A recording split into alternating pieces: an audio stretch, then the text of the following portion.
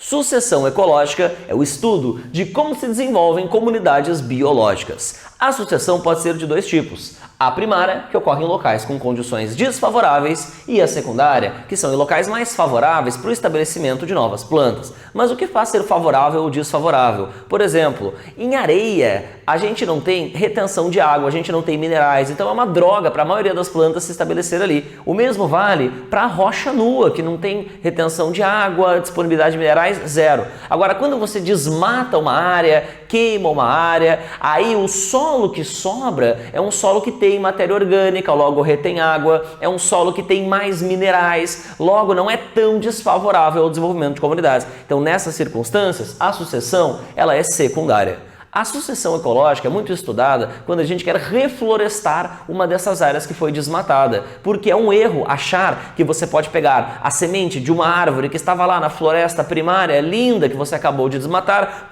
plantar aquela semente naquele solo e achar que vai dar certo. Não vai. Por quê? Porque essa planta, essa árvore, ela é adaptada a crescer na sombra, então ela não é tolerante ao sol, mas ela é tolerante à sombra, então ela não consegue se desenvolver com facilidade pegando o sol, tá? Logo, você tem que saber como ocorre a sucessão ecológica natural daquele lugar para pensar no reflorestamento do mesmo, ok? E para exemplificar como é que se dá a sucessão ecológica, eu vou mostrar o exemplo clássico, né, de como se desenvolve uma comunidade na rocha nua. A rocha nua, como eu falei, é um lugar muito desfavorável, péssimo, por isso sucessão primária, mas os líquens conseguem se desenvolver sobre a rocha nua. Lembrando que os líquens são aquelas associações mutualísticas entre algas e fungos. A presença dos líquens ali vai ao longo dos anos, desgastando aquela rocha, liberando um pouquinho de minerais. Quando os líquens vão morrendo, uma fina camada de matéria orgânica começa a se estabelecer ali, e aí as condições melhoram e esporos de musgos que aqui não conseguiriam se desenvolver, aqui conseguem. E aí começa a crescer musgos junto com os líquens,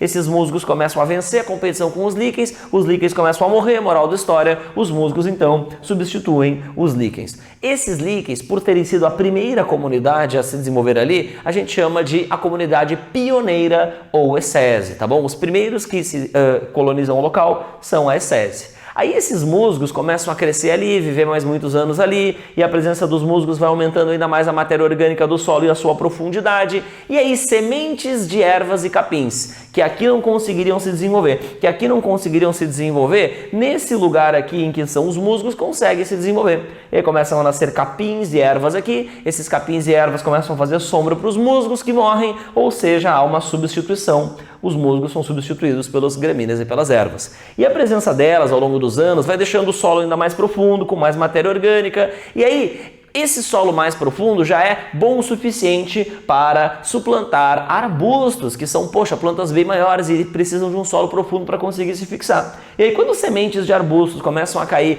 aqui, esses arbustos nascem, crescem, fazem sombra para as gramíneas e ervas, que com menos fotossíntese acabam morrendo. Essas gramíneas costumam ser heliófilas, precisam de luz para se desenvolver. E aí novamente há uma substituição da comunidade de gramíneas e ervas para arbustos, tá bom? E aí pela primeira vez você tem sombra no solo, e com sombra no solo, a semente daquela árvore da floresta original consegue se desenvolver, e aí começam a crescer árvores ali que fazem sombra para os arbustos, que ao longo dos anos vão morrendo, e aí você tem o estabelecimento da floresta. Quando estabelece a floresta, pessoal, geralmente não muda depois a comunidade, ela não é substituída pela próxima comunidade. Por isso, a comunidade final de uma sucessão ecológica nós chamamos de clímax. É quando as coisas ficam estáveis. Essas comunidades intermediárias que foram se substituindo, a gente chama de as séries. A sucessão primária, ela costuma demorar mais tempo, porque como deu para ver aqui, frequentemente ela ocorre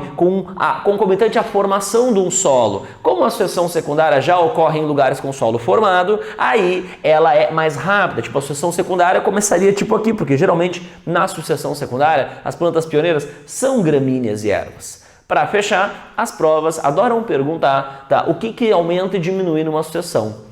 O que aumenta a diversidade de espécies, a biomassa, a produtividade bruta, a complexidade das teias alimentares, quase tudo aumenta, mas algumas coisas diminuem. O quê? A velocidade de crescimento e reprodução, porque as pioneiras elas costumam crescer e reproduzir muito mais rápido. As plantas de comunidade clímax já costumam demorar mais. E a produtividade primária, a produtividade líquida, certo? Então sobre sucessão é isso.